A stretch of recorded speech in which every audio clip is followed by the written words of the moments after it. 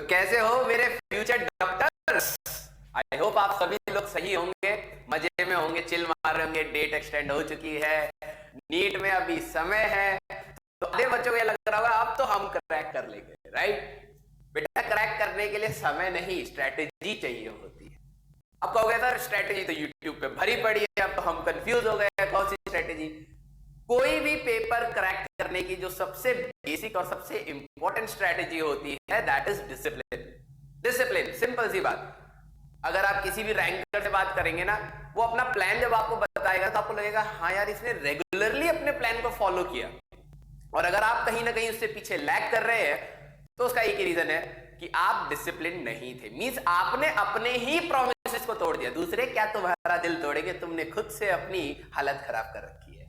तो हम लोग आज लेके आए हैं आपके लिए नीट क्रैश कोर्स, और इसमें रीलॉन्च में जो हमारा फर्स्ट लेक्चर आने वाला है, कौन सा है? सबसे फर्जी चैप्टर। फर्जी मतलब फर्जी क्यों बोलेंगे?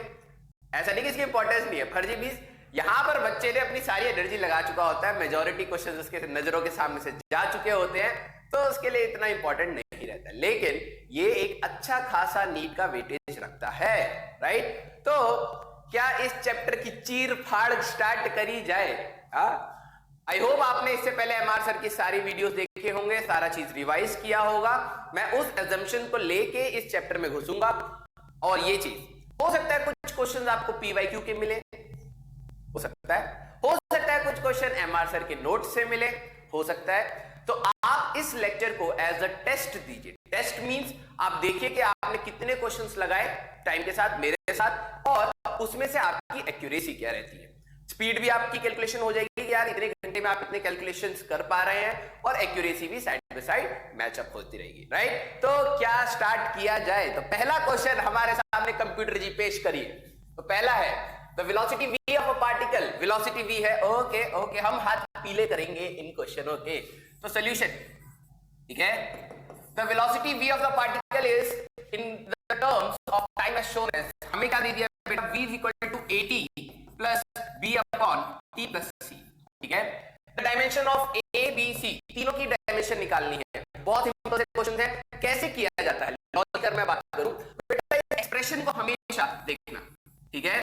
This is on the basis of homogeneity principle, और होमोजेनिटी प्रिंसिपल बहुत सिंपल सी चीज बोलता है अपन को। अगर मान लो मेरा वजन 85 या मास अगर मान लो 85 केजी है, ठीक है, कम बता रहा हूं, ज्यादा है, ठीक है, और मेरी हाइट 6 फुट की है, ज्यादा बता रहा हूं, कम है, ठीक है, तो क्या मैं इन दोनों को जोड़ सकता हूं? कुछ चालाक बच्चे कहेंगे सर नंबर ही है, जोड़ दो। नहीं, ये नंबर नहीं है, ये हमारे पास एक फिजिकल क्वांटिटीज है। आप मास को मास में जोड़ सकते हैं, लेंथ को लेंथ में जोड़ सकते हैं, टाइम को टाइम के साथ ही जोड़ सकते हैं, इस टाइप से चीजें रहते हैं। This is called principle of homogeneity. बहुत सिंपल सा लॉजिक है, राइट? तो अगर मैं देखूं बेटा, ये जो t था, ये t था, और ये वेलोसिटी था। वेलोसिटी का डायमेंशन आपको याद होना चाहिए, वेलोसिटी का डायमेंशन होता है lt-1, ठीक है, ओके। तो भाई जरा यहां पर ध्यान से देखो, सबसे पहले क्वेश्चन में फोकस क्या करना होता है? जहां पे प्लस और माइनस हो रहा है उस पे फोकस करोगे तो क्वेश्चन होना स्टार्ट हो जाएगा। टाइम में कुछ चीज जुड़ रही है, तो लॉजिकली टाइम में तुम लेंथ तो जोड़ नहीं दोगे, है ना, इतने तेज तो हम है नहीं, तो टाइम में ये चीज जुड़ रही है, तो डायमेंशन ऑफ सी की अगर बात करूं तो ये भी टाइम ही होना चाहिए, है ना, ओके। अच्छा सर, तो अब इसको जरा ध्यान से देखो, ये कुछ भी चीज हो सकती है। डिनोमिनेटर में t प्लस सी मींस टाइम आ चुका है, टाइम में कुछ चीज जोड़ के टाइम आ चुका है, ये पूरा का पूरा टाइम है। तो b बाई टी की अगर मैं बात करूं, लॉजिकली समझो, इस चीज को इस चीज के साथ जोड़ा गया है और वेलोसिटी आई है। दो चीजों को जोड़ के मैं वेलोसिटी ला रहा हूं, तो इंडिविजुअली दोनों ही वेलोसिटी होनी चाहिए, है ना, आया ना, ठीक है। तो भाई ऐसा तो नहीं होगा ना कि वेलोसिटी में टेम्परेचर जोड़ा और मास निकाल के कह रहे यस, हो ही नहीं सकता। तो हमारे पास हम क्या कहेंगे कि b अपॉन टी प्लस सी को मैंने टाइम लिख लिया, क्योंकि इसका जो डायमेंशन है वो t ही आएगा, that must be equal to lt minus 1। तो b की बात करें तो lt माइनस 1 इंटू टी, तो ये आ गया l, b का डायमेंशन l आ गया। अच्छा सर समझ आ गया, बहुत तेज हो आप। मैंने कहा बहुत, वो तो आपने सही पकड़ लिया बेटा। अब at की अगर मैं बात करूं बेटा, तो a इंटू टी इस चीज में जुड़ के वेलोसिटी आ रहा है, तो मतलब कहीं ना कहीं a into T must be equal to lt minus 1, हाँ या ना? भाई वेलोसिटी होनी चाहिए, तो हम लोग यहां से अगर a की बात करें बेटा तो आ जाएगा LT - 1 अपॉन t, तो ये हो जाएगा LT - 2, इसका डायमेंशन आ गया LT - 2। तो ऑप्शन देखो A B C, तो ये दिख रहा है मेरे को चमकता हुआ, और चमकते हुए तारे को तो हम पकड़ लेते हैं, है ना। तो हमारे पास option C is the correct one. I hope आपका ये भी ऑप्शन मैच कर रहा होगा जब आपने इसको करा होगा। Okay, next question, the time dependence of a physical quantity P, अब P नहीं दे रखा है अभी के लिए, ठीक है, हम मान लेते हैं कुछ भी है, is given as P is equal to P not EXP। आधे बच्चे एक्सेप्शन समझेंगे, केमिस्ट्री नहीं है भैया, लाल में पीला डाला नीला निकाल के बोल दिया एक्सेप्शन है, नहीं, ये E की power exponential minus alpha T square, ये दे रखा है, ठीक है। फिर अल्फा इज द कांस्टेंट, कोई अल्फा कांस्टेंट है, एंड टी इज टाइम, तो कांस्टेंट अल्फा इज, उसकी डायमेंशंस हमें बतानी है। अब सोचो यार, क्या मैं ऐसा लिख सकता हूं 2 की पावर 2 kg, हाँ या ना? सोचो, बिल्कुल लिख सकते हो सर, 2 की पावर 2 4 kg हो सकता है। क्या मैं ऐसा लिख सकता हूं 2 की पावर 2 kg, पावर में kg लगा दिया? नहीं नहीं, किसी की भी पावर हमारे पास एक न्यूमेरिकल वैल्यू होती है, फिजिकल क्वांटिटी नहीं।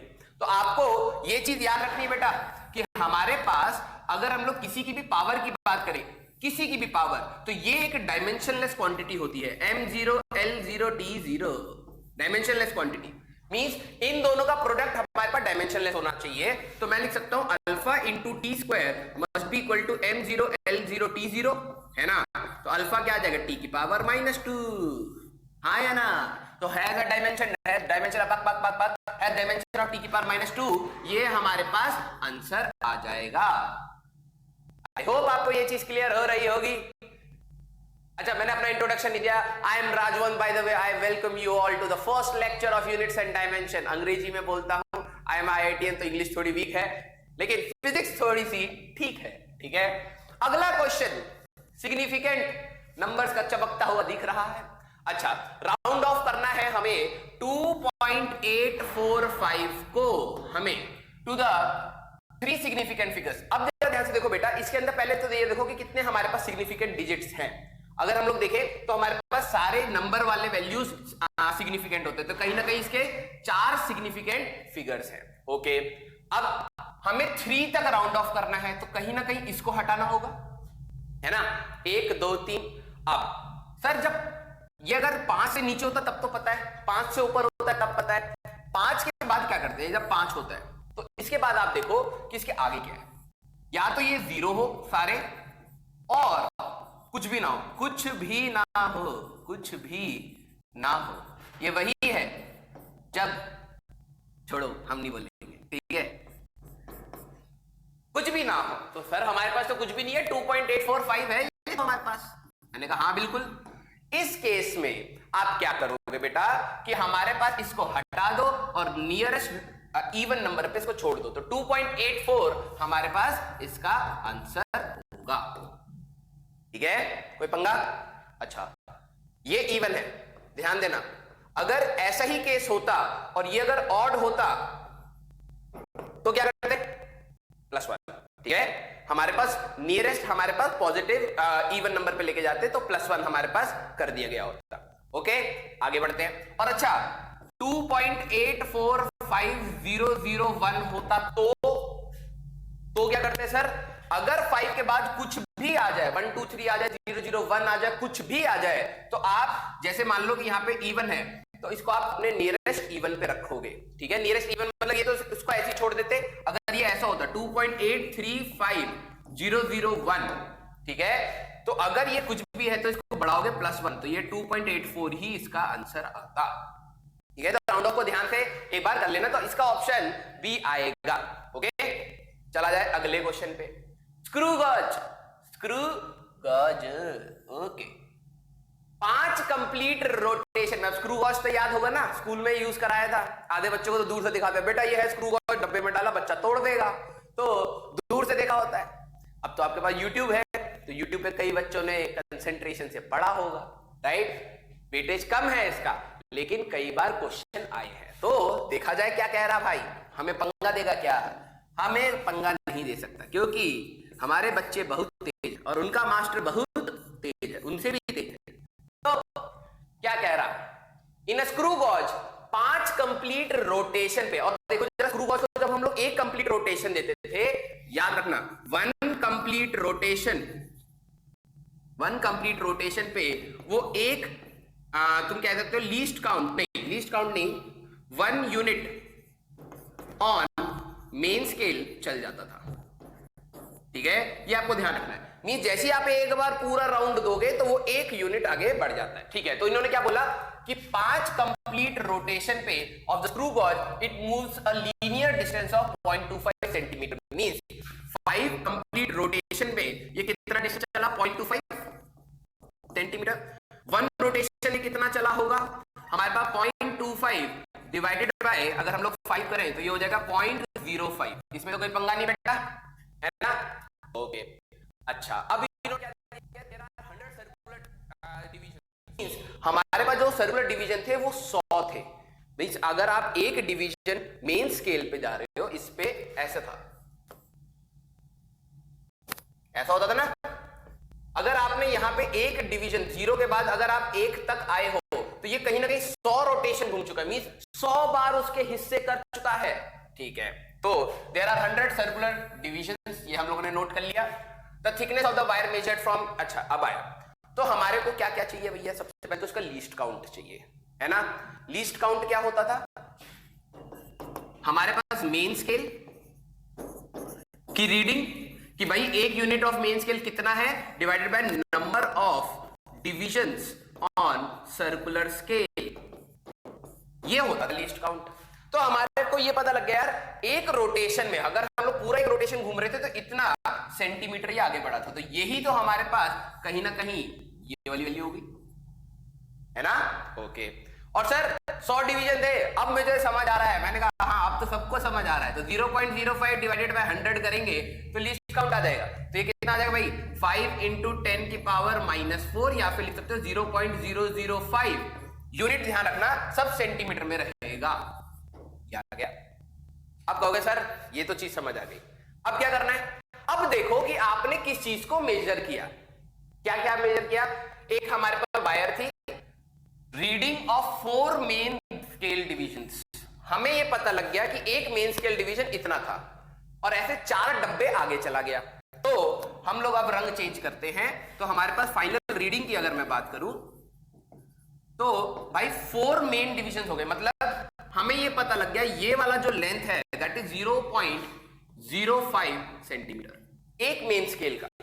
ऐसे 4 हैं, तो मैं कह सकता हूं 4 × 0.05 ये हो गया प्लस। अच्छा, 30 सर्कुलर स्केल डिविजन्स और है। मींस इसके साथ यहां पर 30 सर्कुलर डिविजन्स और आ चुकी हैं। तो भाई एक जो यहां पे सर्कुलर की वजह से एक डिवीजन का लीस्ट काउंट आता है 0.005, राइट। तो 005 या 0005 3 बार आएगा ना, 10 की पावर -4। तो हमारे पास ऐसे 30 है इंटू हमारे पास 0.0005, ये कैलकुलेट आउट करना था। तो हम लोग अगर देखें बेटा तो ये हो जाएगा हमारे पास 0.2 प्लस, ठीक है, और हमारे पास एक 0 यहां पे हट जाएगा तो 0.005 इंटू 3 करना है तो 0.015, तो ये आ जाएगा 0.015। ऐड कर दो भैया, एडिंग में तो कोई पंगा नहीं है। 0.215 चमकता हुआ ये आंसर है, मार्क करेंगे। और देखो सेंटीमीटर में है, हो सकता है क्वेश्चन में वो आपको मीटर में दे दे, मिलीमीटर में दे दे, तो आपको ध्यान से उसको चेक करना है। कोई पंगा वैसे आना नहीं चाहिए। अगर आपने स्क्रू गॉज की थ्योरी पढ़ी है कि भाई 0 इसका और ऐसे बैच है, मैं इसको पूरा एक रोटेशन दूंगा, ये खिसक के आगे आ जाएगा। समझ गया मैं क्या कह रहा हूं? मींस मान लो ये अपना बिल्कुल नॉर्मल था, मैं इसको ऐसे गोल घुमाया और पूरा 100 डिवीजन दिया। तो जैसे हम लोग स्क्रू को घुमाते तो स्क्रू बाहर की साइड खुलता है ना, वैसी है, इसीलिए इसका नाम स्क्रू गोज रखा है, गोज। तो हमने इसको 100 रोटेशन दिया, ये खिसक के आगे आ गया। इन्होंने हमें पहले क्या दे रखा था? 5 रोटेशन देने पे इतना बढ़ रहा है। तो हमने कहा भाई एक रोटेशन में कितना बढ़ रहा है, वही तो मेन स्केल हो गया। अच्छा, लीस्ट काउंट होता था कितना मेन स्केल और कितने डिवीजन उसको तोड़ रहे हैं। तो मेन स्केल था हमारे पास ये, और 100 डिवीजन थे, तो तोड़ने के बाद लीस्ट काउंट आ गया। ठीक है, फिर रीडिंग निकाल ली हम लोगों ने। क्या पंगा है? कुछ नहीं। अच्छा, अब तुम कहोगे सर हम तो डॉक्टर बन रहे हैं, हमें ये नहीं समझ आता हमें बायो की जगह फिजिक्स क्यों पढ़ाई जाती है ना? क्यों हमें इंटीग्रेशन सिखाया जा रहा है, क्यों हमें मैग्नेटिक इफेक्ट पढ़ाया जा रहा है, क्यों कराया जा रहा है? आधे बच्चों तो यही फील नहीं आती। बेटा physics is a logical subject, ठीक है, आपको ये चीज पता होनी चाहिए। आप जितने भी बाद में जाके इंस्ट्रूमेंट्स यूज करोगे, एक्सरे करवाओगे, आपको पता होना चाहिए कि भाई x-ray can harm you also, right? अगर आपका पेशेंट उस चीज से हार्म हो सकता है तो आपको ये चीज ध्यान रखनी पड़ेगी कि भाई कि हमें एक्सरे किस तरीके से उसका करवाना है। एक मिनट भाई, ये बचता जा रहा है और ये तुम्हें डिस्टर्ब ना करे तो हम इसको साइलेंट कर देते हैं। सॉरी, पहले कर लेना था। हाँ अच्छा, अब भाई तुम्हें सिरिंज से खून निकालना है तो तुम्हें पता है कि इसको बाहर की साइड करोगे तो वहां पे वैक्यूम टाइप का क्रिएट होगा, प्रेशर फॉल करेगा, ब्लड आ जाएगा, ठीक है। अब आपको खून निकालना है तो आप क्या कर रहे हो, उसमें जाके हवा मार दी, गड़बड़ हो जाएगा भाई, है ना? तो हमारे पास कहीं ना कहीं ये सारी चीजें आपका एक बेस बनाती है। मैं ये नहीं कह रहा कि क्वेश्चन पेशेंट आएगा और आपको ये क्वेश्चन सॉल्व करना पड़ेगा, नहीं नहीं पेशेंट के लिए आपको एरर एनालिसिस नहीं करने, नहीं, लेकिन अगर आप कोई इंस्ट्रूमेंट यूज कर रहे हो तो वो कितनी गलती आपको बता सकता है या दे सकता है, आपको पता होना चाहिए डायग्नोसिस के लिए, है ना? अगर आप मान लो अपना सीपीआर करवा रहे हो, आपका रेंज है कि भाई कि 5 to 10% मान लो हीमोग्लोबिन है, आपका होना चाहिए, मुझे नहीं पता कितना होता है लेकिन होना चाहिए। अगर आपका इंस्ट्रूमेंट है वो पहले से ही गलत है, ठीक है, और वो बता रहा है 40 है, आप बोलोगे भाई बंदे तू जा मौज मार, बहुत है हीमोग्लोबिन तेरे में, ठीक है। अब इंस्ट्रूमेंट पूरा खराब था, क्या करते हैं? आएगा ना कॉमन सेंस, राइट? तो बेसिकली एक डॉक्टर को एक कॉमन सेंस के लिए फिजिक्स की जरूरत होती है, ठीक है। और आप विदाउट फिजिक्स डॉक्टर नहीं बन सकते। विद बायो आप नॉलेज रख सकते हो लेकिन विदाउट फिजिक्स आप डॉक्टर नहीं बन सकते, ठीक है। अब बच्चे कहेंगे सर फिजिक्स तो आती है, क्या हम डॉक्टर नहीं बन पाएंगे? अरे एमआर सर है, हम पढ़ाने आए हैं, पढ़ा के जाएंगे, क्यों नहीं बनोगे? अगला क्वेश्चन किया जाए, if voltage is equal to, हमें वोल्टेज दे दिया भाई, ठीक है, करंट दे दिया भाई, ठीक है, the percentage error in resistance, तो हम कहते हैं यार ओम्स लॉ पता था, V equal to I R, resistance is equal to V by I. मैंने कहा बहुत सही सर, परसेंटेज एरर निकालने के लिए तो फ्रैक्शनल एरर का relation delta R by R is equal to delta V by V is plus delta I by I. मैंने कहा बहुत सही।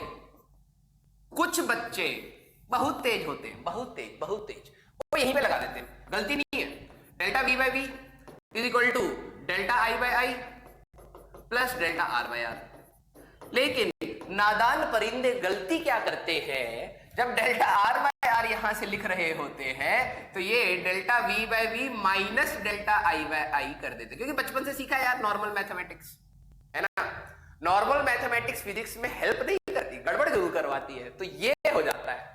लेकिन ध्यान रखो, इस टाइप के एरर से हटने के लिए जो भी रिलेशन आपको निकालना है पहले उसको निकालो फिर लिखो, क्योंकि गलती नहीं होगी, ठीक है। एरर्स कभी भी सब्ट्रैक्ट नहीं होते बेटा, तो वो वाला पंगा गलत हो जाएगा। ओके, तो ये आ गया। अच्छा, तो पहले तो फ्रैक्शनल एरर निकाला जाए रे, है ना। तो डेल्टा V कितना है हमारे पास, ये 5। याद रखना, किसी भी क्वांटिटी को उसकी मीन वैल्यू प्लस माइनस हमारे पास एरर के फॉर्म में लिखा जाता है, ये सारा मीन एरर होता है, ठीक है, इस फॉर्म में रखा जाता है। तो डेल्टा V ये means V plus minus delta V means कितना गलती हो सकता है उसके फॉर्म में लिखा जाता है। तो डेल्टा V तो 5 हो गया, है ना, तो 5 डिवाइडेड बाय V कितना हो गया, 100 हो गया, प्लस डेल्टा I 0.2 हो गया, देखो देखो सब चमक रहा है यहीं पे, है ना, और ये हो गया 10। सॉल्व कर दो, 0.05 प्लस 0.02 0.07, ये तो फ्रैक्शनल एरर आया रे। ऑप्शन दे दिया जाए, मार्क मत कर देना, परसेंटेज एरर इसको सब जानते हैं। 100 से मल्टीप्लाई कर दो, 0.07 इंटू 100, तो सर 7% आएगा। ऑप्शन ढूंढ के मार्क करो, आंसर प्राप्त करो। समझ आया? Okay, next. Okay, the position x of a particle, हमें ये पोजीशन दे दिया है, ठीक है, x हमारे पास एक पोजीशन है, टाइम t के साथ बड़ा गंदा सा रिलेशन है, देखते ही आते बच्चे यार रे यार, लेकिन आसान है, ठीक है, 1 माइनस ई की पावर माइनस AT ऐसे। फिर V नॉट इज कांस्टेंट, एक कांस्टेंट है। अच्छा सर कांस्टेंट है तो डायमेंशन तो होगी नहीं, अरे gravitational constant, Planck's constant, Stefan's constant, Boltzmann constant, ये भी कांस्टेंट है, राइट, हो सकती है। न्यूमेरिकल कांस्टेंट है उसकी डायमेंशन नहीं होती। ओके अच्छा, फिर v not is constant and a is greater than 0, a हमारे पास 0 से बड़ा है, डायमेंशन ऑफ v नॉट हमें बतानी है। आधे बच्चे कहेंगे अरे ये तो कांस्टेंट था सर, आंसर आता है मेरे को। हाँ मैंने कहा बता बेटा, सर कांस्टेंट है तो डायमेंशन लेस कर देंगे हम।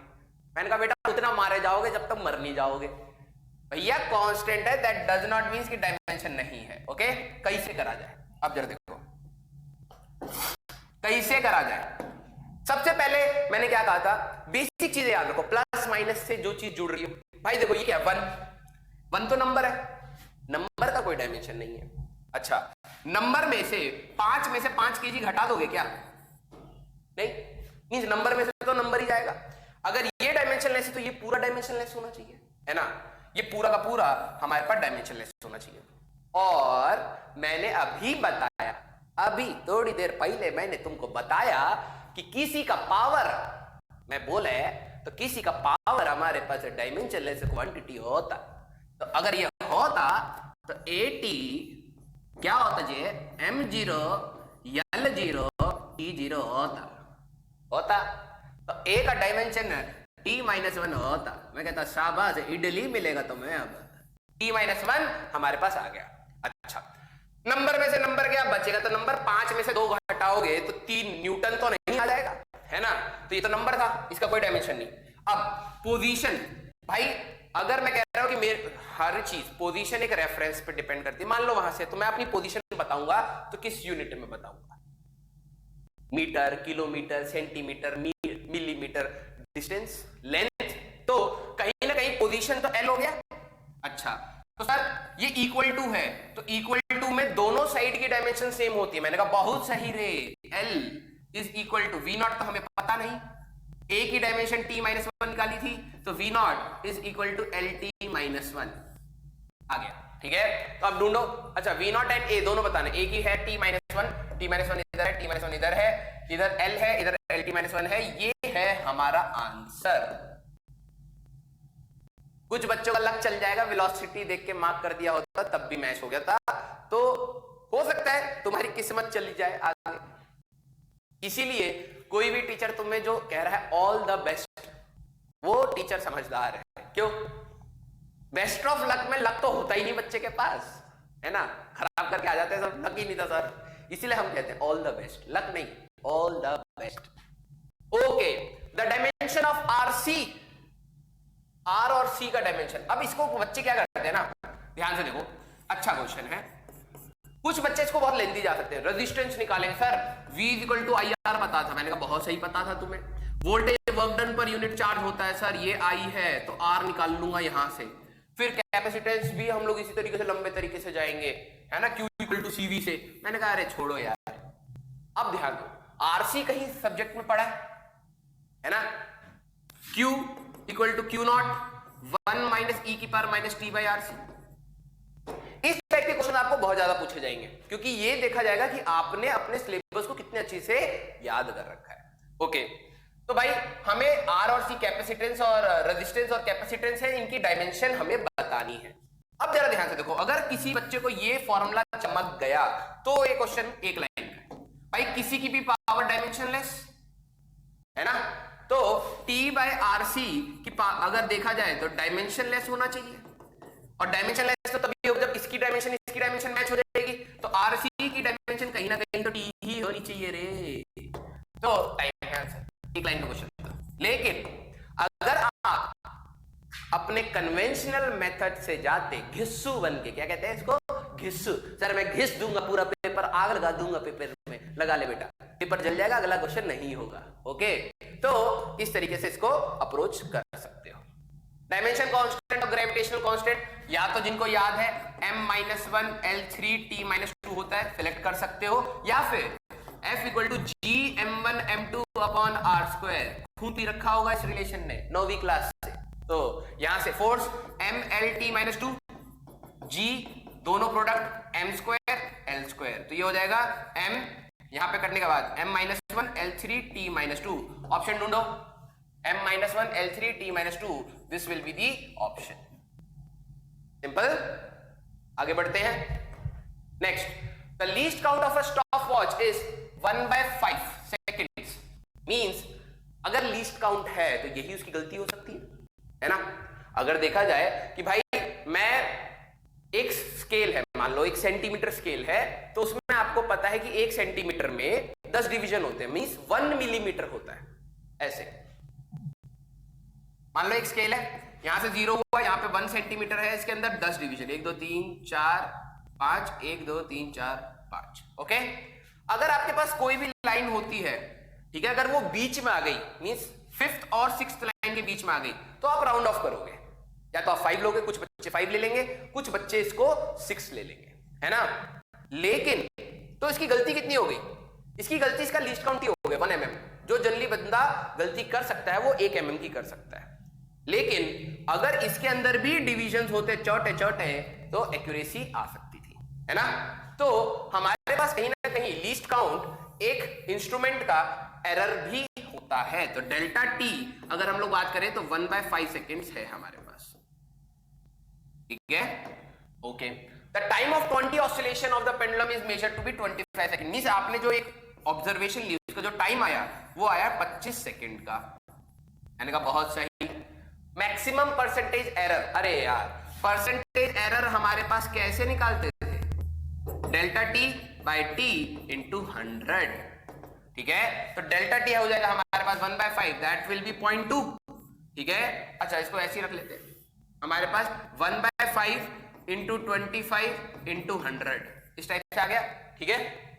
ओके, तो हमारे पास ये हो गया 2 0 20/25, तो 4/5, ठीक है, 4/5 दैट विल बी 0.8, है ना। तो हमारे पास ये 100 से मल्टीप्लाई करने के बाद आ रहा है तो 0.8% है, ठीक है। तो हमारे पास ये आंसर होगा, इसमें तो कोई पंगा नहीं ना भाई, भाइयों और उनकी बहनों, कोई पंगा, ठीक है। आगे बढ़े, हाँ जी सर, खिसकते रहेंगे आगे धीरे धीरे। ओके, स्क्रू गॉज फिर से आ गया।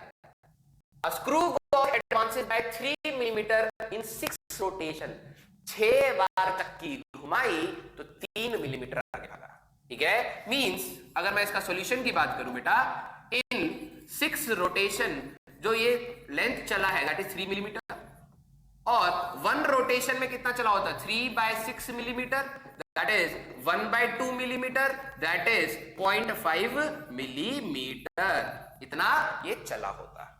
अब ध्यान से देखो, एक रोटेशन में हमारे पास अगर हम लोग बात करें मेन स्केल डिवीजन की, अगर मैं बात करूं तो distance travelled in 1 complete rotation, in 1 complete rotation ही तो हमारे पास मेन स्केल का डिवीजन होता मेन, ठीक है। ओके, तो वो 0.5 आ गया।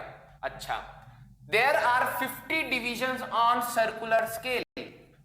अब हमारे पास स्क्रू गॉज अलग अलग टाइप के होते हैं, किसी में 100 होते हैं, किसी में 200 होते हैं, किसी में 50 होते हैं, इस वाले में 50 थे। तो हमारा लीस्ट काउंट होता है मेन स्केल रीडिंग, या मेन स्केल लीस्ट काउंट तुम कह सकते हो, upon number of circular scale divisions. तो मेन स्केल पे कितना था भैया?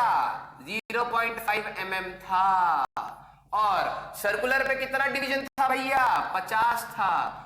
तो हम इसको सॉल्व करेंगे भाई, एक इधर आ जाएगा तो ये 1/100 हो जाएगा, ठीक है, और 0.01 mm हो जाएगा, ठीक है। 0. अच्छा, सेंटीमीटर में दे रखा है क्या? हमारे पास ये कितना था? मिलीमीटर।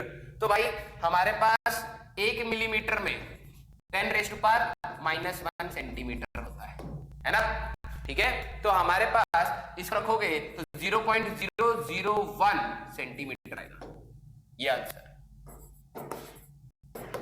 Okay, simple. आगे बढ़े भैया। देखो फिजिक्स कितनी लॉजिकल है, इसमें कहीं पे मैं ये नहीं बोल रहा रट्टा लगा लो।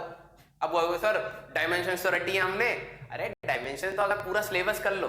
इसीलिए कई बार डायमेंशंस को लास्ट में पढ़ाया जाता है, क्योंकि आप सारी फिजिकल क्वांटिटीज जान चुके होते हो, ठीक है। जब जान चुके होते तो आपको याद करना भी आसान हो जाता है ना। पहले कराने का मतलब यह है कि आपके अंदर एक लॉजिकल सेंस है, लॉजिकल सेंस, ठीक है, जो 10वीं तक नहीं होती है। 10वीं तक बच्चे को लगता है भाई 97 आ गया, अब तो भाई मैं डॉक्टर हूं। 10वीं के बाद ही सीधे डॉक्टर, एमबीबीएस की फाइनल, है ना। लेकिन जब वो 11वीं में जाता है, छोटी छोटी आंखें बड़ी बड़ी हो जाती है कि भाई पहले चैप्टर में इतनी डायमेंशन याद करनी है। हमने कहा हाँ, welcome to 11th, welcome to 11th, this is going to be fun. Teacher को बहुत मजा आता है 11वीं की स्टार्टिंग में कि भाई पहले तो उस पर इतनी सारी डायमेंशन थोप देंगे, बच्चा वही घबरा जाता है, फिर कहता है आ जाओ तो मैं क्वेश्चन कराता हूं। टीचर को तो रटे होते हैं, खट खट खट खट खट, अरे क्या टीचर है यार। ऐसे हमारे साथ हुआ था कोटा में। जब मैं कोटा में पढ़ रहा था, एक टीचर आया भाई धुआंधार मस्त। मैं ये नहीं कह रहा टीचर खराब था, टीचर तो सारे वहां के एपिक होते हैं यार, ठीक है, एपिक होते हैं। कोई कोटा में पढ़ा रहा है, एपिक टीचर है, नो डाउट एपिक टीचर है। लेकिन भाई हम तो इससे खुश हो गए कि इसको सारे डायमेंशन याद है, ठीक है। अच्छा, अगला क्वेश्चन वर्नियर कैलिपर का है, ठीक है। One main scale division is x, means हमारे पास मेन स्केल जो रीडिंग आ रही है वो लीस्ट उसका जो है वो x सेंटीमीटर का है। And n divisions of vernier scale coincide with n-1 division of main scale. ये आपको याद रखना है, means n vernier scale reading matches with n-1 किसके साथ है, मेन स्केल रीडिंग से मैच कर रही है। ये चीज हमेशा क्वेश्चन में दी जाएगी, हमेशा, ठीक है। तो आप इसको हमेशा अलग से लिख लो। अब इसका लीस्ट काउंट पूछा है, तो least count of vernier scale कैसे निकालते हैं, 1 MSR माइनस 1 VSR, ठीक है। तो इसको कैसे करो, MSR कॉमन ले लो, तो ये क्या आ जाएगा 1 माइनस VSR बाय MSR, ठीक है। और अगर मैं यहां से VSR बाय MSR का रेशियो निकालूं MSR, तो that will be n-1 by n, है ना। उठा करके यहां धर दो, और जैसे ही मैं इसको धरूंगा तो यहां पर हो जाएगा 1 minus n-1 upon n, LCM ले लो तो ये आ जाएगा बेटा MSR main scale reading n minus n plus 1 upon n, n नहीं यन, ठीक है। क्या है ये, यन। तो यन और यन चला गया, तो मेन स्केल रीडिंग तो हमें यक्स दे रखी थी, यक्स, तो यक्स डिवाइडेड बाय यन, तो ये है हमारे पास यक्स बाय यन आंसर। बचपन में हमें पापा इंग्लिश सिखाते थे, और जब हम लोग स्कूल में गए तो अच्छी बात है यार, पेरेंट्स सिखाते हैं, सबके पेरेंट्स ने सिखाया हुआ इंग्लिश क ख ग घ। तो मेरे पापा यूपी से पढ़े हुए थे, तो वहां पे ना यम, एम नहीं बोलते, यम बोलते हैं, ये एन नहीं बोलते, यन बोलते हैं, एक्स नहीं बोलते, यक्स बोलते हैं। तो हमें वही सब सिखा दिया था। स्कूल में इतनी बेइज्जती होती थी, मिनिमम स्पेलिंग बोलो बेटा, यम I N I M U यम, ठीक है, ऐसे होता था हमारे साथ। चलो कोई नहीं, बेइज्जती सही लेकिन सीख लिए। अच्छा, अगला क्वेश्चन हमारे लिए क्या है, ओके, बहुत फेमस क्वेश्चन है, डायमेंशन ऑफ ओम्स। ओम, पूजा वाला ओम नहीं कि भैया ओम ओम बोल रहे हो पास हो जाओगे, इस क्वेश्चन को सॉल्व करके ही होगा कुछ। तो इनमें से कौन सा डायमेंशन ओम का है। अच्छा, ओम किसकी यूनिट होती है भैया, रेजिस्टेंस। तो resistance is nothing but voltage by current. कहीं ना कहीं जोड़ जुगाड़ करके हमें प्लैंक्स कांस्टेंट लाना है ना। तो कैसे करें, वोल्टेज का जो डेफिनेशन होता था ये होता था कितना काम करना पड़ा पर यूनिट चार्ज इंफिनिटी से धीरे धीरे धीरे धीरे ला के रखने में। तो क्या मैं यहां पर work done per unit charge ऐसे लिख लूं तो गलत हो जाएगा क्या, नहीं, ठीक है। अच्छा, और करंट क्या होता है भैया, करंट का हमें पता है चार्ज अपॉन टाइम। तो अगर हम लोग देखें तो क्यू क्यू टी, ओके, तो ये तो चार्ज हो गया, इलेक्ट्रॉन में आना ही था, बिल्कुल सही। वर्क इनटू टाइम, अब कहीं ना कहीं अगर मैं वर्क को प्लैंक्स कांस्टेंट के टर्म में लिख लूं तो हमारे पास हो जाएगा, work is a form of energy, है ना। तो हमें पता है energy is equal to H nu. तो अगर मैं इसको लिख लूं बेटा H nu T upon Q square, question चमक जाएगा। क्यों, फ्रीक्वेंसी 1 अपॉन टाइम है ना, फ्रीक्वेंसी 1 बाय टाइम, ये दोनों तो आपस में एक दूसरे को काट लेंगे भाई, डॉगीज है, h by E square, that will be the answer. और हम इसको मार्क करके आगे बढ़ेंगे। अगला question, the number of significant zero present in the measured value. हमारे पास अगर मान लो ये वैल्यूज है 0.020040, याद रखना हमारे पास दो नंबर वैल्यूज के बीच में कितने भी जीरो हैं सारे सिग्निफिकेंट है। तो एक ये हो गया, एक ये हो गया, एक ये हो गया, एक ये हो गया, ये वाले नंबर्स ये वाले जीरोस हमारे पास कभी सिग्निफिकेंट नहीं होते, तो इनको मैं लाल से कर रहा हूं, ये हमारे लिए नहीं है। ट्रेलिंग जीरो हमारे पास सिग्निफिकेंट होता है। तो कितने हो गए भाई, 1 2 3 4 5 हमारे पास, this will be the answer. ठीक है बेटा, सिग्निफिकेंट डिजिट्स को ध्यान से करके जाना, कहीं ना कहीं क्वेश्चन भिड़ेगा। ओके, पूछा जाता है जनरली। ओके, अगला question, the pair having same dimension, इनमें से कौन से का डायमेंशन सेम है? अब वही है, डायमेंशन याद होंगे तभी तो बताओगे ना। ठीक है, दो तरीके हैं इस क्वेश्चन को, या तो छाप लो किसी से, ठीक है, या फिर दूसरा है याद कर लो dimensions. Angular momentum and work, पहला ऑप्शन। ठीक है, वर्क होता है हमारे पास फोर्स इनटू डिस्प्लेसमेंट। ठीक है, एंगुलर मोमेंटम अगर बात करें MVR। अब देखो यार, force mass into acceleration into r है बेसिकली। डिस्प्लेसमेंट को मैं ऐसे लिख रहा हूं, तो कहीं ना मैच तो करेगा नहीं, यहां ब्लॉक यहां पे है, मैच नहीं करेगा। वर्क एंड टॉर्क, वर्क की बात करें तो अभी फोर्स इनटू डिस्प्लेसमेंट करा था, टॉर्क की बात करें तो फोर्स इनटू परपेंडिकुलर डिस्टेंस करते, कहीं ना कहीं मैच कर गया, यही आंसर होगा।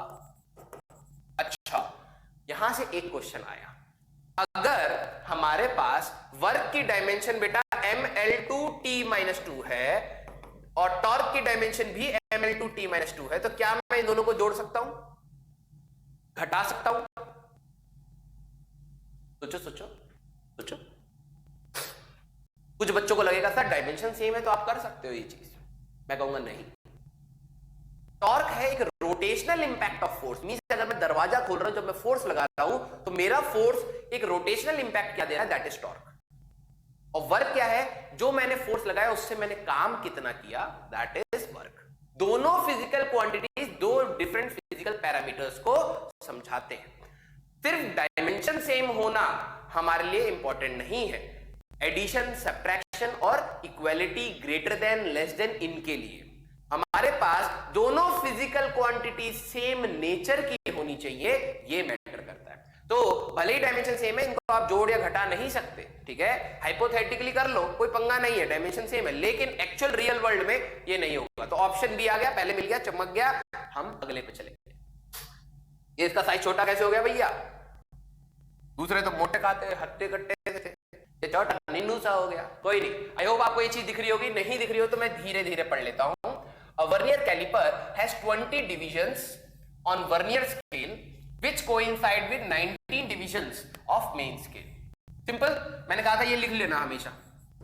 अगर हम देखें तो 20 वर्नियर स्केल की डिविजन्स मैचेस विद 19 MSR, ये उन्होंने दे दिया। ठीक है, the least count of the instrument is 0.1 mm, LC least count हमें दे दिया है 0.1 mm, मैंने कहा बहुत सही। अब उन्होंने क्या पूछा है, main scale division are of कितने लेंथ, तो वही का फॉर्मूला है, लीस्ट काउंट का फॉर्मूला लगाएंगे। क्या होता था, 1 MSR माइनस 1 VSR, ये होता था। मैंने क्या कहा था, MSR कॉमन ले लो, तो ये हो जाएगा 1 माइनस VSR बाय MSR, है ना। इस वाले रिलेशन से जो आपको दिया होगा, यहां से आप निकाले VSR बाय MSR, और ये तो निकालना आसान है, VSR बाय MSR 19/20। आधे बच्चे इसको उल्टा कर देते हैं क्योंकि हमारी मैथ्स बहुत तेज हो चुकी होती है बचपन से पढ़ते पढ़ते। ठीक है, MSR ताना था, खुशी मत होना, ठीक है, 19/20। ओके, लीस्ट काउंट ये हो गया।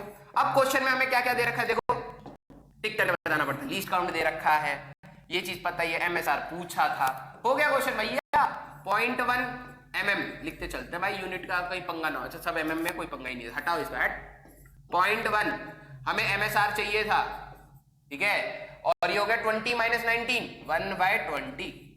इस साइड ले जाओ तो 0.1 into 20 is equal to MSR, तो 2 mm दैट इज MSR। तो ये है हमारा आंसर।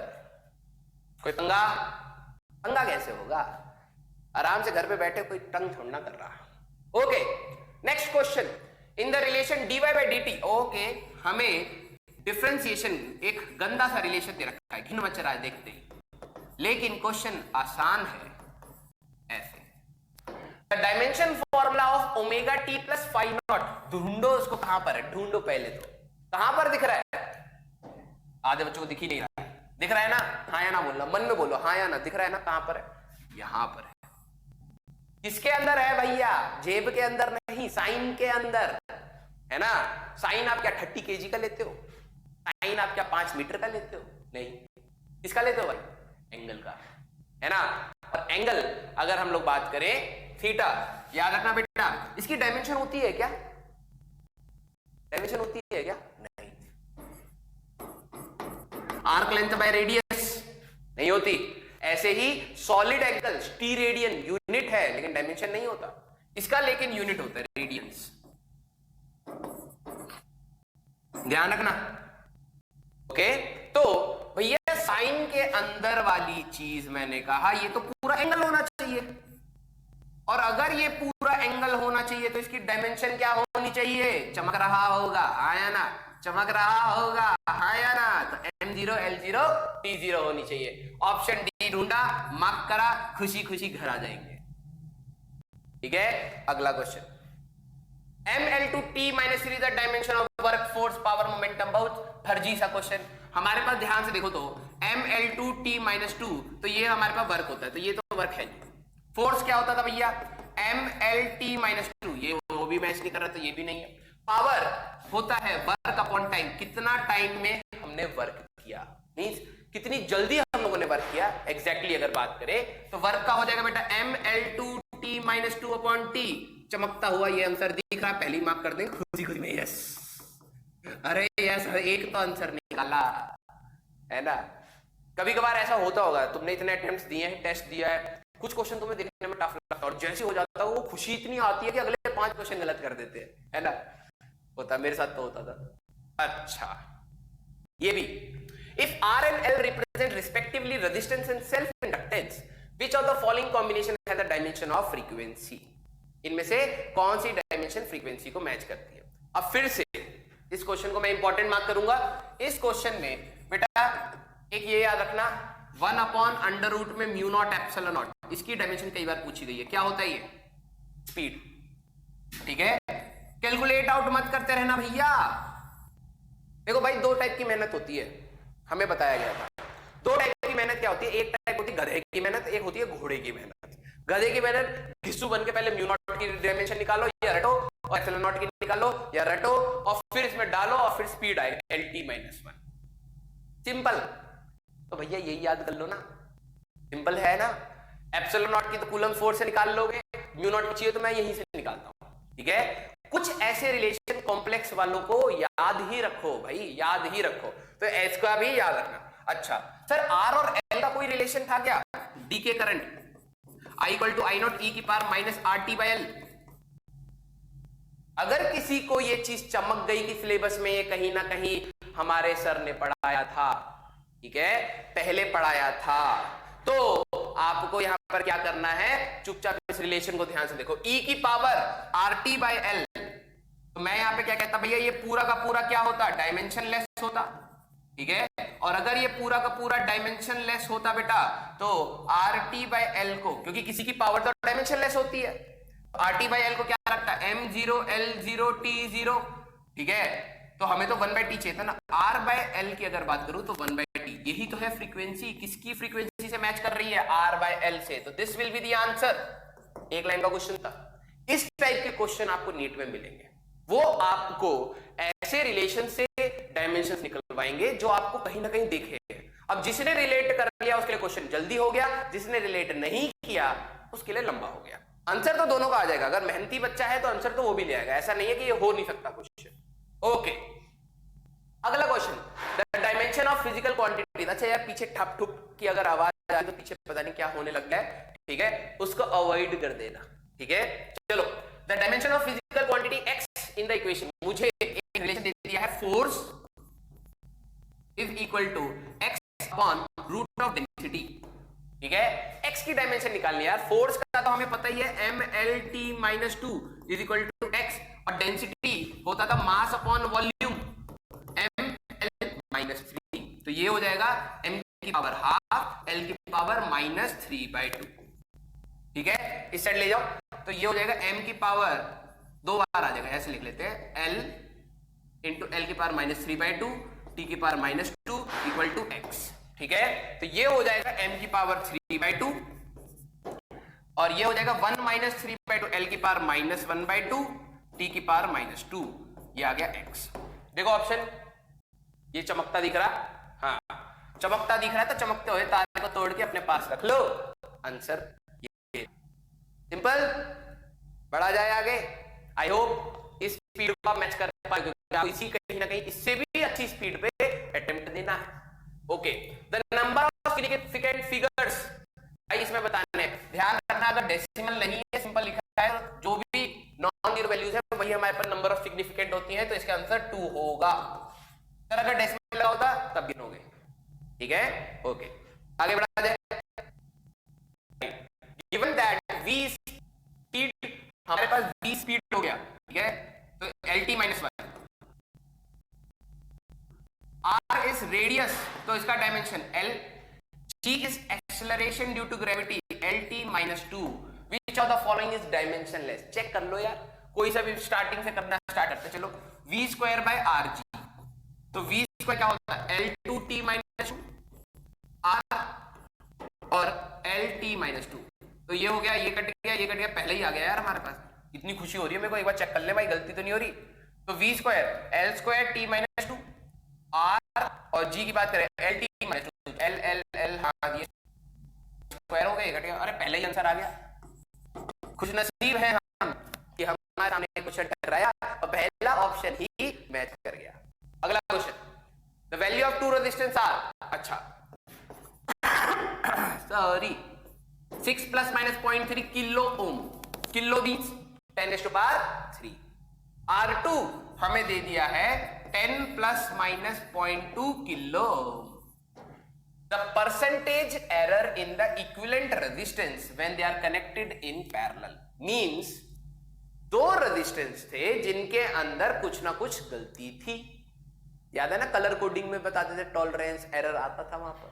तो दो रेजिस्टेंस थे हमारे पास जिनके अंदर कुछ गलती है, और मैंने इनको पैरेलल में लगा दिया और पैरेलल का नेट रेजिस्टेंस निकाल रहा हूं, तो क्या जो आंसर निकलेगा इनको यूज करने के बाद वो 100% एक्यूरेट होगा? नहीं, नहीं होगा, क्योंकि भैया यही गलत है तो रिजल्ट भी तो गलत ही आएगा। तो हमें पता है पैरेलल का फॉर्मूला होता था बेटा R1 R2 upon R1 + R2।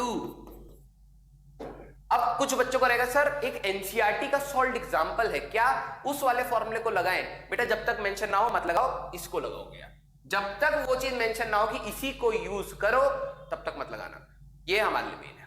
Okay, तो भैया इसका फ्रैक्शनल एरर का रिलेशन क्या होता है, डेल्टा RP/RP, दो का प्रोडक्ट है ना, तो delta R1/R1 plus delta R2/R2 plus delta R1 + R2 R1 + R2, ये इसका फ्रैक्शनल एरर का रिलेशन आता है। आई होप आपको ये लिखना आता हो, जितने अलग अलग पैरामीटर्स हैं उनको डेल्टा x/x के फॉर्म में लिखो, ये अलग था, ये अलग था, ये इन दोनों का कॉम्बिनेशन अलग है, वैसे लिखिए। अच्छा, वैल्यूज भर दो, सिंपल है। अच्छा, डेल्टा R1 भैया ये होता है, किसी भी क्वांटिटी का डेल्टा ये होता है, तो 0.3 डिवाइडेड बाय R1 ये हो गया 6 प्लस 0.2 डिवाइडेड बाय 10 प्लस दोनों क्वांटिटीज को जोड़ने के बाद एरर, याद है जब हम लोग दो क्वांटिटीज को जोड़ते थे तो इनकी मीन वैल्यूज अलग से जोड़ते थे, प्लस माइनस इनके एरर अलग से जोड़ते थे, है ना। तो भैया डेल्टा R1 + R2 कितना हो जाएगा, 0.3 + 0.2 0.5, कुछ बच्चे 0.1 कर देते हैं।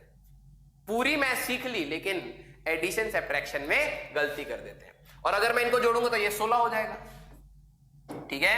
तो हमारे पास ये कितना आ जाएगा भाई, हमारे पास 0.1 डिवाइडेड बाय 3, ओ सॉरी 2, मैं अभी वही गलती कर देता, ठीक है, 0.02। अच्छा पॉइंट, अच्छा एक्यूरेसी बहुत ज्यादा चाहिए क्या, ओके। तो हमारे पास अभी हम लोग इसको रख लेते हैं, वैसे तो यार देखो 50 हो जाएगा और 16 4 है ना, 48 के आसपास आ जाएगा, तो ये 0.04 के आसपास हम लोग लिख सकते हैं इसको अभी के लिए, देखते हैं क्या पता काम बन जाए, ठीक है। और ये कितना आ जाएगा 0.05 प्लस 0.02 प्लस हमारे पास ये कितना आ जाएगा भाई 0.4 नहीं होगा, ये 0.04 होगा ना, हमारे पास अगर देखें तो 50/160 हो गया, ठीक है, और एक जीरो इधर इधर बढ़ा दो तो हमारे पास 16 को अगर हम 50 से काटे तो 4 आ जाएगा हमारे पास, 20 तो 4.1 समथिंग आएगा, तो 0.041, तो ये 0.041 कुछ ऐसा आएगा, ठीक है। तो ऐड कर लेते हैं भाई, हमारे पास 4 5 6 6 5 11, तो ये हो जाएगा 0.111 कुछ ऐसा आएगा। तो ये है क्या भाई, पक्का गलती कर रहा हूं मैं, पक्का गलती कर रहा हूं, आराम से करेंगे, कैलकुलेशन मैटर करती है। अगले पेज पे जाएंगे, एक जगह लेंगे अपना खोपड़ी साफ, 0.3/6 प्लस, अब बच्चे कहेंगे ये टीचर खो गया मैथ्स में, अरे होता है रे, हम भी इंसान है रे, प्लस हमारे पास क्या था 0.5/16, ओके, ठीक है। तो ये होगा 0.1 हमारे पास 3 से काटोगे तो 2 प्लस 0.02, ठीक है। अच्छा, इसको यही तो पंगा दे रहा है ना, तो हम लोग इस मैं अगर होता तो और गंदगी फैलाता, तो ये होता 0.60, ठीक है, 0 0 लगा लिया।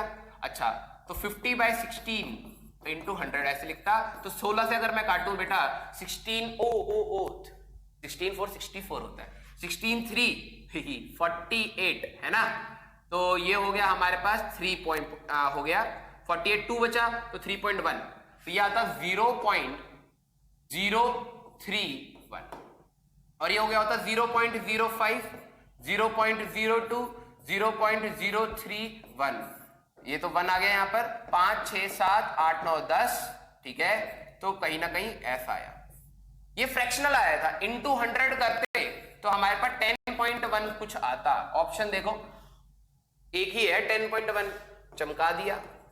तो कहीं ना कहीं बेटा गलती हो जाती है, इंसान हम भी हैं, ठीक है, छोटा सा गलती हुआ था, लेकिन ध्यान से तो मैं अभी भी कर रहा था, ओके, ये खास बात है, ओके। अगला चला जाए भैया, the dimension of electric potential is same as that of, बेटा इलेक्ट्रिक पोटेंशियल होता था कितना काम किया कितने चार्ज को लाने में, work done per unit charge, ठीक है, वर्क के बराबर नहीं होता, वर्क पर यूनिट चार्ज। अगर आपको फॉर्मूला याद है तो आप इसको डायरेक्टली कर सकते हो, ठीक है, ओके। अगला क्वेश्चन, इन ए रिलेशन ए, अच्छा हमें दे दिया relation y equal to a sin omega t minus k x, the dimension formula for k, इस टाइप से भी कई बार आया। अच्छा, अब मैं नहीं बताऊंगा, तुम जरा मेरे को सोच के बताओ। अच्छा कैसे बताओगे यार, यही तो पंगा है ना, लाइव क्लास में ना मजा आता है, ठीक है। हमारे पास बेटा साइन के अंदर अभी बताया था, कोई भी ट्रिग्नोमेट्रिक रेशियो आ जाए उसके अंदर ये चीज डायमेंशनलेस होती है, यूनिट है रेडियंस की लेकिन डायमेंशनलेस होती है। दो चीजें ओमेगा टी और के एक्स आपस में सब्ट्रैक्ट हो रहे हैं और डायमेंशनलेस आ रहे हैं, omega T minus k x is dimensionless. भाई नंबर में से ही तो नंबर घटा के नंबर मिलेगा, अगर ये डायमेंशनलेस रिजल्ट आ रहा है तो दोनों ही तो डायमेंशनलेस होने चाहिए, तो के एक्स मस्ट बी डायमेंशनलेस, है ना। तो हमारे पास x की बात कर, हमें x पता है लेंथ है, इसमें हमारे पास x लेंथ होता है, ठीक है। तो k की बात करें तो l-1 हमारे पास डायमेंशन आएगा, तो m0 l-1 t0, ऑप्शन देखा, मार्क करा, खुशी खुशी घर आ जाएंगे। अगला क्वेश्चन, अच्छा वैसे ही दे रखा है भाई, फिर से kx का डायमेंशन पूछा है, तो अभी तो हम लोगों ने बात किया था kx, अगर मैं इसको कोई वैसे देखेगा तो ओमेगा टी प्लस के एक्स, ये कॉस के अंदर है, देखो कॉस के अंदर, तो ये भी एंगल है, ये भी डायमेंशनलेस होना चाहिए, हाँ या ना, बोलो हाँ या ना। अगर ये डायमेंशनलेस है तो ये भी डायमेंशनलेस होना चाहिए, हाँ या ना। तो अच्छा क्वेश्चन डायमेंशनलेस का नहीं था, हम अलग ही डायरेक्शन में भाग रहे हैं, क्वेश्चन तो कुछ और है रे, सॉरी, ये होता है एग्जाम में। अच्छा क्या पूछा है, y is equal to a cos omega t plus kx. The dimension formula for kx is same as that of, in options में से किसके साथ सेम है। तो पहले तो kx का देखें, तो भाई अभी हम वही कर रहे थे, ओमेगा t प्लस kx पूरा का पूरा डायमेंशनलेस होना चाहिए, क्यों, क्योंकि cos के अंदर ट्रिग्नोमेट्रिक रेशियो के अंदर एंगल होता है, एंगल का यूनिट है लेकिन डायमेंशन नहीं है, तो kx भी कहीं ना कहीं हमारे पास डायमेंशनलेस है। ओके, अब इनमें ऑप्शन में से देखना कौन सा डायमेंशनलेस है। लॉजिकली समझो, cos 30 क्या होता है या sin 30 क्या होता है, ठीक है, sin 0 क्या होता है, sin 45 क्या होता है, जो भी वैल्यूज आते हैं क्या उसके पीछे कोई यूनिट सिखाई गई है? sin 30 हाफ kg, ऐसा पता है? cos 45 1/√2 मीटर, नहीं। जो भी ट्रिग्नोमेट्रिक रेशियोज हैं ये साइड ऑफ द ट्राइंगल्स होते हैं, ratio of the side of the triangles, इनके डायमेंशन नहीं होती है ना। तो बेसिकली cos के अंदर डायमेंशनलेस और cos का रिजल्ट डायमेंशनलेस, तो y is equal to a, और अगर इक्वल टू है बेटा तो डायमेंशन ऑफ y वही होगी जो डायमेंशन ऑफ a होगा, है ना। तो अब जरा देखो a बाय वाई सबसे पहले चमक रहा है, ठीक है, क्योंकि दोनों का डायमेंशन सेम है, कट जाएगा हमारे पास। मैं ये वाला क्यों नहीं कर रहा, a हमारे पास कहीं ना कहीं कुछ और है। जरा देखो ओमेगा टी डायमेंशनलेस होता, m0 l0 t0 होता, तो ओमेगा का t-1 होता, ठीक है। तो ये मैच नहीं करता। ओमेगा टी खुद डायमेंशनलेस है, ये वाला पूरा का पूरा डायमेंशनलेस है, लेकिन a का कुछ ना कुछ तो डायमेंशन होगा, तो ये भी नहीं होगा, ठीक है। तो इस टाइप का हमारे पास a बाय वाई, आप चेक करोगे a बाय वाई हमारे पास मैच कर रहा है। ओके, अगला क्वेश्चन, सपोज रिफ्रैक्टिव इंडेक्स। अब रिफ्रैक्टिव इंडेक्स एक मीडियम के लिए कांस्टेंट है, ठीक है, एक मीडियम के लिए, अलग अलग मीडियम का रिफ्रैक्टिव इंडेक्स अलग अलग है, लेकिन एक मीडियम के लिए जनरली कांस्टेंट होता है। ओके, क्या रिफ्रैक्टिव इंडेक्स की डायमेंशन है mu c/v?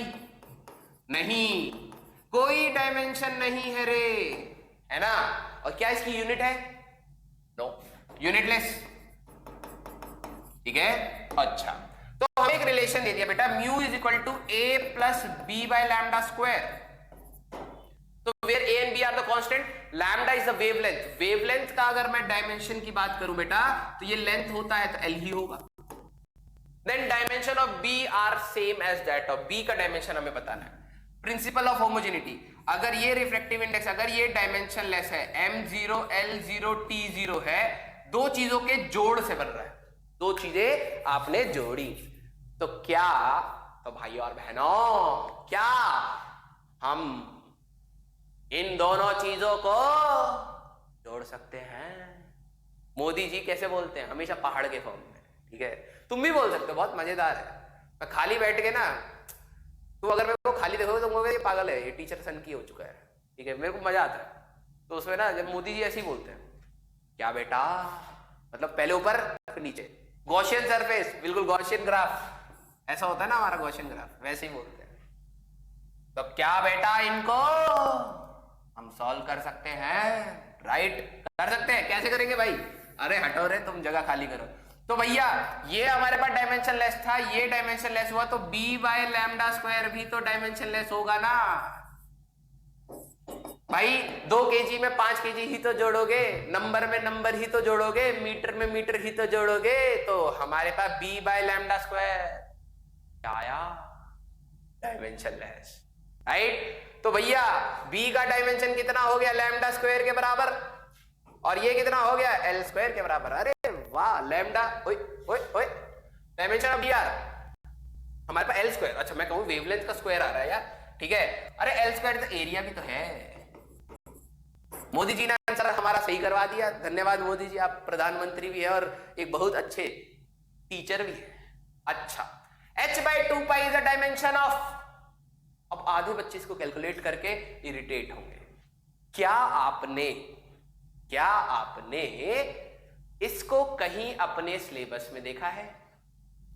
mvr is equal to n h upon 2π, angular momentum देखा है, चमक रहा है। तो भैया n तो नंबर होता था वहां पर, h अपॉन 2π का डायमेंशन पूछा है, वो कहीं ना कहीं एंगुलर मोमेंटम है, चीजें से सिलेक्ट करो, आंसर आ जाएगा। ओके, तो भाई ध्यान रखना इस चीज का। Okay, if area A, velocity v and rho are taken as fundamental units, which is the dimension, what is the dimension formula of force? भाई देखो, या तो आप इनका चेक कर लो, करने के ऑब्जेक्टिव में कोई ये तो है नहीं स्टेप मार्किंग है ना, 4 मार्क का क्वेश्चन है, 5 स्टेप में कर दिया तो कुछ ना कुछ तो दे ही देगा टीचर, ऐसा तो है नहीं। या तो आप चेक कर लो, जैसे एरिया एरिया का है एल स्क्वायर, वेलोसिटी का है एल टी माइनस वन और डेंसिटी का है एम एल माइनस थ्री। ठीक है, are taken as fundamental units. अगर हम लोग इनको एज अ यूनिट लेके चल रहे हैं, what is the dimension formula of force. ठीक है, आप क्या करो, इनमें इनकी सारी डायमेंशंस डालो और देखो किसका फोर्स का है। या तो एक तरीका ये हो गया, अब उसमें यह कि सर चारों चेक करने पड़ेंगे। अगर ये चौथा ऑप्शन हुआ तो मैं पहले 3 चेक कर चुका हूंगा और समय बर्बाद हो जाएगा, जैसे हम पहले कर रहे थे। लकीली पहला ऑप्शन आ गया, समय बच गया। लेकिन अगर कोई कहे सर इसका कोई फिक्स तरीका है क्या, मैं कहता हूं हाँ है। हमें बेसिकली फोर्स को एरिया और वेलोसिटी और डेंसिटी के टर्म में रखना है। तो मैं इनकी पावर, हमें पावर ही तो बतानी है, पावर ए, बी और सी लेके चल लेते हैं। याद आ रहा है derivation of a formula, application होता था। तो अगर हम कांस्टेंट लगाएंगे तो M L T minus two is equal to K, area का हो जाएगा बेटा एल स्क्वायर की power A, velocity L T minus one की पावर बी और density M L minus three की पावर सी। आई होप आपको ये चीज अब समझ आ रही होगी, ऐसे किया जा सकता है ना। तो क्या आएगा भाई, यहां पे सॉल्व करते तो एल की एम का जरा देखो, एम की पावर सी आ रहा है, एल की पावर क्या आ रही है यहाँ पे 2a और b माइनस 3c। अरे कितना बड़ा है, 2a पावर यहां से b आ जाएगा माइनस 3c। और टाइम की बात करें, यहाँ टाइम नहीं है, यहाँ पे माइनस b और यहाँ पर है M L T minus two. रंग चेंज कर लिया जाए, अब कंपेयर करो, c की वैल्यू 1 क्योंकि यहाँ पे 1 है, मास का पावर इक्वेट करा, 2a plus b minus 3c की वैल्यू 1, लेंथ को इक्वेट करा और माइनस b की वैल्यू माइनस 2, तो b की वैल्यू आ गई 2। ठीक है, तो b की वैल्यू मींस v स्क्वायर है किसी में,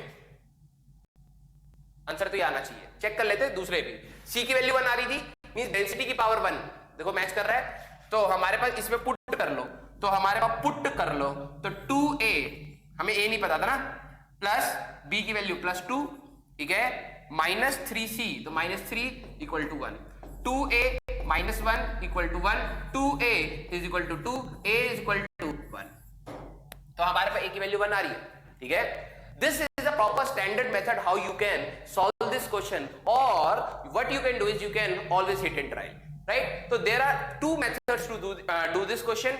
अगर मैं पर्सनली होता, मैं एक को तो चेक करता, ठीक है, एक को तो चेक करता, कुछ लीड होती है कि यार हिट एंड ट्रायल कर लो, कौन करे इसको। लेकिन अगर मान लो मेरे को लग रहा है कि यार कि इतनी आसानी से, जैसे इसमें तो 3 पैरामीटर्स है ना बेटा, अगर मान लो कि 4-5 होते तो मैं इस मेथड से कभी जाता ही नहीं। क्यों? क्योंकि भाई 4-5 वेरिएबल सॉल्व करने पड़ते हैं यार, नहीं करता मैं हिट एंड ट्रायल पे ही चला जाता। ठीक है, okay. Next question, if energy, velocity and force be taken as fundamental quantity, again what are the dimensions of mass. Same चीज मैं आपको कहूं कि मास की डायमेंशन निकालनी है हमें, एनर्जी की पावर a ले लो, इस बार हिट एंड ट्रायल करते हैं यार। एनर्जी का डायमेंशन क्या होता है, M L T minus two, M L two T minus two, ठीक है, velocity L T minus one और फोर्स हमारे पास M L T minus two. इनमें से कौन सा ऑप्शन हमारे पास मास को रिप्रेजेंट करेगा? हिट एंड ट्रायल पहला ऑप्शन जरा चेक करते हैं। तो E M L two T minus two into इसका square L two T minus two, तो ये तो नहीं आएगा क्योंकि देखो ये तो ऐड हो रहा है, तो बी ऑप्शन पे आते हैं। E M L two T minus two, इसका नेगेटिव का स्क्वायर मींस अब डिनोमिनेटर में L square T minus two, ये कैंसिल आउट हुआ, ये मास आ रहा है, सिलेक्ट कर लो। अब देखो एबीसी पावर ले सकते थे, ठीक है, लेकिन हमारे पास यहां से मैच कर रहा है, काम बन रहा है अपना। ओके, अगला क्वेश्चन, अच्छा, EMJG डिनोट्स, E क्या है भैया, एनर्जी, ML2T माइनस 2, M क्या है मास M, J क्या है एंगुलर मोमेंटम, एंगुलर मोमेंटम होता था MVR, याद है, MLT माइनस 1 और RL, तो ML2T माइनस 1, ठीक है। Ng इज ग्रेविटेशनल कांस्टेंट, अभी याद करा था, M माइनस 1 L3T माइनस 2, ठीक है। द डायमेंशन ऑफ इतना बड़ा निकालना है, तो करो, आ जाओ, गधे वाली मेहनत है। अच्छा मैंने तुम्हें बताया नहीं था ना, इनकम्प्लीट रह गया। 2 टाइप की मेहनत होती है बच्चा, एक घोड़े की मेहनत, एक होती है गधे की मेहनत। गधे की मेहनत घिस्सू वाली होती है, बताया था क्या? हाँ बताया था मैंने शायद। गधे वाली मेहनत होती है घिस्सू वाली, रिजल्ट उससे भी आता है। घोड़े वाली होती है दिमाग वाली। यहां पे ये कह रहा है बेटा तुम गधे बनो, बन जाते हैं भैया, जिंदगी कई जगह पे बनाती है। तो ml2t-2 जे स्क्वायर, इसका स्क्वायर कर दो भैया, m स्क्वायर l की पावर 4 t की पावर -2 m की पावर 5, अच्छा m की पावर 5 और ग्रेविटेशनल का स्क्वायर तो m की पावर -2 l की पावर 6 t की पावर -4। हमें ये देखना है। तो अब जरा देखो, ये हो गया m की पावर 3 है ना, इसको अलग से काटेंगे। ये हो गया m की पावर 3 इन दोनों का, और ऊपर भी m की पावर 3 कट गया, कोई l भी कट रहा है, वैसे m काटा है, ठीक है। अच्छा l स्क्वायर l की पावर 4 तो ये इसके साथ कट गया, t की पावर -2 t की पावर -2 t की पावर -4 पूरा कट गया, ये डायमेंशन लेस आ रहा है। तो बेसिकली आप जरा ध्यान से देखो किन में से कौन सा डायमेंशन लेस है। अभी इतनी बार बोला एंगल, समझ आया? ओके देखिए, अरे कितने क्वेश्चन दे दिए भाई, भैया बनी बनाई आई PPT. A book with many printing errors contain 4 different formula। ये पक्का मेरी लिखी हुई फ्यूचर की किताब है जिसमें एरर्स आ रहे हैं ठीक है। A book with many printing errors, पक्का मेरा काम हो सकता है ये फ्यूचर का। Contain 4 different formula for the displacement y of the particle undergoing a certain periodic motion। बेटा अगर इनके फ्यूचर में कभी मेरे नाम की किताब आए, रिकमेंड करना मत लो, क्योंकि सर की कैलकुलेशन बहुत गंदी है, पक्का एरर भरे होंगे। कंसेप्ट हो सकते हैं उसमें, एरर तो पक्का भरे होंगे। अच्छा क्या क्या दे रखा भैया, a maximum displacement, displacement length हो गया, a की डायमेंशन l हो गई of the particle, v speed of the particle तो v हमारे पास lt-1 हो गया, and t is the time तो t हो गया। Which is the wrong formula on dimensional grounds, कौन सा ऐसा फॉर्मूला इनमें से गलत है? ओके पहले को चेक करो भाई, 2 पाई तो नंबर हो गया, t/t ये डायमेंशन सेम है तो साइन के अंदर डायमेंशन लेस हो गया, बिल्कुल सही, ठीक है। y मैक्सिमम डिस्प्लेसमेंट था, अच्छा y of the particle dimensional formula for displacement y भी डिस्प्लेसमेंट है, ठीक है, तो y का भी डायमेंशन l है। भैया साइन का जो भी रिजल्ट आएगा डायमेंशन लेस होगा, साइन 45 1/√2, कोई केजी नहीं कोई मीटर नहीं, तो ये तो सही है यार फॉर्मूला, क्योंकि इक्वल टू के दोनों साइड डायमेंशन सेम हो जाएंगे, ये तो सही है। y = a sin vt, भाई टाइम को वेलोसिटी से मल्टीप्लाई करो, जरा देखो तो l बचेगा और साइन के अंदर 10 मीटर निकाल दो, नहीं हो सकता, तो ये तो गलत हो गया, पहली गलत हो गया। सेकंड ऑप्शन किसी में है क्या? अच्छा 2 में, ठीक है, एक और चेक करते हैं। अच्छा 1 तो है ही नहीं हमारा, तो हमारे पास अच्छा सेकंड एंड थर्ड भी हो सकता है, तो थर्ड से आंसर आ जाएगा। समझ गए मैं क्या कह रहा हूं? भाई 1 तो सही है, तो ये गलत हो गया, ये गलत हो गया, ये गलत हो गया, आंसर तो ये आ ही रहा है। थर्ड भी चेक कर लो कैसे, टाइम को a से डिवाइड किया, टाइम को लेंथ से डिवाइड किया तुमने, तो t/l कुछ बच गया, साइन के अंदर हमारे पास डायमेंशन बच गई, ये भी गड़बड़ हो गया। ओके तो पक्का ये दोनों ऑप्शन आपको मेरी किताब में मिलेंगे और ये अच्छे वाले सर की किताब में मिलेंगे, ठीक है। तो इसका ऑप्शन हमारे पास ये आएगा। आई होप आपको यहां तक सारी चीजें समझ आई होंगी, क्वेश्चंस करने में मजा आया होगा। और बेटा एक चीज याद रखो यार, ठीक है, तैयारी हर बच्चा कर रहा है, कोई फ्रस्ट्रेशन में कर रहा है, कोई इरिटेशन में कर रहा है, कोई मजे में कर रहा है, ठीक है। तुम्हारी लाइफ का एम होना चाहिए नीट क्रैक करना, ठीक है। जब मैंने आईआईटी क्रैक करी थी तो मेरा एम था, और तुमने एचसी वर्मा सर की वीडियो भी देखी होगी, कहीं ना कहीं मैं उससे बहुत ज्यादा रिलेट कर पाता हूं, ठीक है। मेरे साथ पढ़ोगे, ठीक है, तो थोड़ा सा ना नेचर मेरा ऐसा है यार कि चिल रहो ना यार, ठीक है, पेपर आपको निकालना है, दैट इज आवर एम। मैं भी उस चीज के लिए सीरियस हूं, लेकिन इतना अपने आप को पुश मत करो कि तुम एक बाउंड्री को क्रॉस करके कुछ गलत चीजें करो। लाइक फ्रस्ट्रेशन में बैठे 5 घंटा पढ़ाई नहीं करी, नहीं वो सब नहीं, चुपचाप यार नहीं हो रहा क्वेश्चन तो नहीं हो रहा। ऐसा नहीं है कि यार मैं भगवान हूं मेरे से सारे क्वेश्चन हो जाते हैं, नहीं मेरे से भी नहीं होते। कई बार मैं अपने सीनियर से पूछता हूँ, कई बार मैं एमआर सर से पूछता हूँ, कई बार मैं रोहित सर से पूछता हूँ, ठीक है। तो मैं भी पूछता हूँ यार, अगर मैं एज अ टीचर जो पढ़ा रहा हूँ कई बार मेरे को डाउट आते हैं, कई बार मैं क्वेश्चन गलत करता हूँ, तो मैं इसकी वजह से पढ़ाई तो नहीं छोड़ता, है ना कि नहीं यार। और डायमेंशन का क्वेश्चन गलत कर दिया मैंने, डायमेंशन का, और मैं इतना अच्छा टीचर बनता हूं अपने आप को, नहीं। पॉजिटिव एटीट्यूड आपका होना चाहिए कि ठीक है यार नहीं हुआ आगे बढ़ते हैं, कुछ नया सीखते हैं। आपको अपने दिमाग को ग्रो कराना है, तभी आप एक अच्छे डॉक्टर बन पाओगे बेटा। अगर आप ये सोच रहे हो कि सर सिलेबस बहुत ज्यादा है मेरे से नहीं हो पाता है, तो बेटा जब आप एमबीबीएस में जाओगे तो इसका 50 गुना ज्यादा सिलेबस आएगा, तब क्या छोड़ दोगे अपने ड्रीम को? नहीं ना, करोगे ना, घटिया डॉक्टर बनोगे ना, ठीक है। घटिया डॉक्टर नहीं बना, अपना आप 100% दीजिए, डेफिनेटली आपको लाइफ में आप अपने बेस्ट पर हैं तो आपको अपनी लाइफ में बेस्ट चीजें मिलेंगी। हो सकता है दूसरे का बेस्ट ना मिले, लेकिन आपको अपना बेस्ट जरूर मिलेगा। ठीक है, तो आई होप आपको ये लेक्चर समझ आया होगा। थैंक्स फॉर वॉचिंग फिजिक्स वाला। मिलते हैं नेक्स्ट लेक्चर में। Bye bye.